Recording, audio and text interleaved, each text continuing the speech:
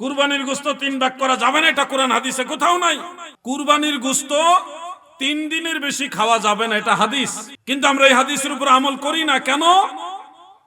আল্লাহর নবী প্রথম দিকে যখন সাহাবীদের মধ্যে গরিব মানুষের সংখ্যা বেশি, ধনীর সংখ্যা খুব কম, তখন বলছিল 3 দিনের বেশি তোমরা কুরবানির গোশত খাইও না। তখন যারা অল্প সংখ্যক ধনী সাহাবী যারা, তারা কুরবানি দিয়ে 3 দিনে তো আর আস্ত একটা উট খাওয়া সম্ভব না। এই জন্য নবীজি বলছে তোমরা 3 ভাগ করো। কুরবানির গোশত 3 ভাগ করা মুস্তাহাব। কয় ভাগ করা? 3 ভাগ করা মুস্তাহাব, সুন্নাত, আমার নবীর শিক্ষা। এক সময় এক আলেম, ওনার নামের আগে শায়েক আছে, এরকম লম্বা দাড়ি আছে, যারা সিনার সিনেন, নাইলে নাই। উনি বলছিল 3 ভাগ করা, এটা কোন কোরআন হাদিসের কোথাও নাই। কুরবানির গোশত 3 ভাগ করা যাবে না, এটা কোরআন হাদিসে কোথাও নাই। আমাদের আজহার থেকে লেখাপড়া করা আরেক ভাই, তিনিও এই ধরনের একটা বক্তব্য দিয়েছিলেন। আমি তখন ওনাদেরকে সহযোগিতা করেছিলাম যে ভাই হয়তো আপনাদের জানা নাই, এই দেখেন সহিহ হাদিস আছে। ইমাম ইবনু কুদামা রাহমাতুল্লাহ আলাইহির কিতাব থেকে আনছি, ইবনু হাজম জাহিরির কিতাব থেকে আল মুহাল্লা বিল আসার, সেই কিতাব থেকে হাদিস নিয়ে আসছি। তারপরে ইমাম আবু ইউসুফ রাহমাতুল্লাহ আলাইহির কিতাবুল আসার থেকে রওয়ায়াত নিয়ে আসছি। এরকম অনেকগুলো কিতাব থেকে হাদিস নিয়ে আসছি, যেখানে আল্লাহর নবী এবং সাহাবাই কেরাম শিক্ষা দিয়েছে কুরবানির গোশত 3 ভাগ করার জন্য। 1 ভাগ নিজের জন্য, কুরবানি দাতা তিনি, তিনার পরিবার নিয়ে খাবেন। আরেক ভাগ আত্মীয় স্বজনদের মধ্যে যারা কুরবানি দিতে পারে নাই, গত বছর দিছে কিন্তু এই বছর অভাবে অথবা অর্থনৈতিক দৈন্যতার কারণে, যে কোনো প্রবলেমের কারণে কুরবানি দিতে পারে নাই, এই মানুষগুলিকে কুরবানির গোশত শেয়ার করবেন। এটা হলো দ্বিতীয় ভাগ। বরং গরিব মানুষের খবর নেওয়ার আগে এই মানুষগুলির খবর আগে নিবেন। কেন জানেন?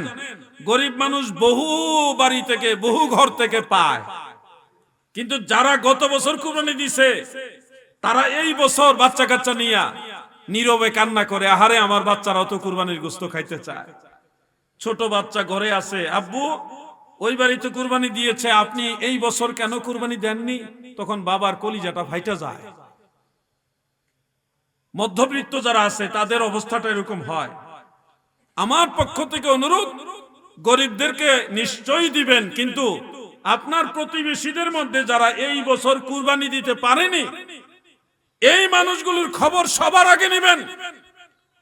তাদের ঘরে 1 কেজি হইলো গোশত দিবেন, সবার আগে তাদেরকে দিবেন। গরিবদেরকে সবাই দেয়, কিন্তু এই মানুষগুলির খবর সবাই নেয় না। ওই দেখা যায় কুরবানির কয়েকদিন আগে 2-1 কেজি গরুর গোশত কিনাই না, ফ্রিজে রাখা দেয় অথবা মুরগি এনে রাখা দেয়, ফ্রিজ থেকে রান্না করে বাচ্চা কাচ্চা গুলো নিয়ে ঈদের দিন খায়। তো সবার মনের একটা ঈদের আনন্দ থাকে। এই জন্যে 3 ভাগের মধ্যে দ্বিতীয় ভাগটা হলো নিকটাত্মীয় যারা, পাড়া প্রতিবেশী যারা, তাদের যারা কুরবানি দিতে পারেনি, সামর্থ্য আগে ছিল এখন নাই, এই মানুষগুলিকে দ্বিতীয় ভাগটা দিবেন। 3 নম্বর ভাগটা হলো গরিব দুস্থ অসহায় যারা, তাদেরকে দিবেন। এই 3 ভাগ করা হলো মুস্তাহাব। দয়া করে আপনারা কুরবানির গোশতটা 3টা ভাগ করে দিবেন। আমরা কুরবানি দিলে যেটুকু কুরবানিতে কুরবানি দাতা হিসেবে পাওয়া দরকার, ওইটুকু আমরা রাখতে পারি না। আমাদেরকে আল্লাহ তাআলা আমার দয়াল নবীর মাধ্যমে বিধান দিয়েছেন বিধায় ও ঈদের দিন কোনো মতে পরের দিন 2 বেলা খাওয়ার মতো গোশত জোর করে রাখি। এটা হলো পরিবারের মুখের দিকে তাকায় রাখে, আর বাকিগুলো প্রতিবেশীদেরকে দিয়ে দেওয়ার পরে মনটা খারাপ থাকে, আহারে ওই ফ্ল্যাটের লোকগুলি তারা তো কুরবানি দিতে পারে না, মনটা তখন খারাপ লাগে। কুরবানির গোশত খাইতে গেলে তাদের কথা মনে পড়ে। নিজের কাছে আমি খুব লজ্জিত অনুভব করি। আপনাদেরকেও বলছি, প্রতিবেশীদের খবর নিবেন ইনশাআল্লাহ। বলেন ইনশাআল্লাহ। ওয়াজ কি আপনাদের বিরুদ্ধে যাইতেছে? যে হুজুর আয়েশা আমাদের ফ্রিজের বিরুদ্ধে ওয়াজ করতেছে? ফ্রিজের বিরুদ্ধে ওয়াজ করতেছি না। খাইলেও দিন যায়, না খাইলেও দিন যায়। শোনো, উদর পূর্তি করে খাওয়া আর 10 ভাইকে সাথে নিয়ে খাওয়া, দুইটাই খাওয়া। বলেন তো কোন খাওয়ার মধ্যে আল্লাহ খুশি হয়? 10 ভাইকে নিয়ে খাইলে আল্লাহ খুশি হয়। আমার দাদু ভাইরা গো, আমার দয়াল নবীজির শিক্ষা, কুরবানির গোশত 3 ভাগ করবা। আমার নবীজির শিক্ষার উপরে আপনারা থাকবেন, এটা আমার বিশ্বাস। আপনারা আমল করবেন ইনশাআল্লাহ বলেন।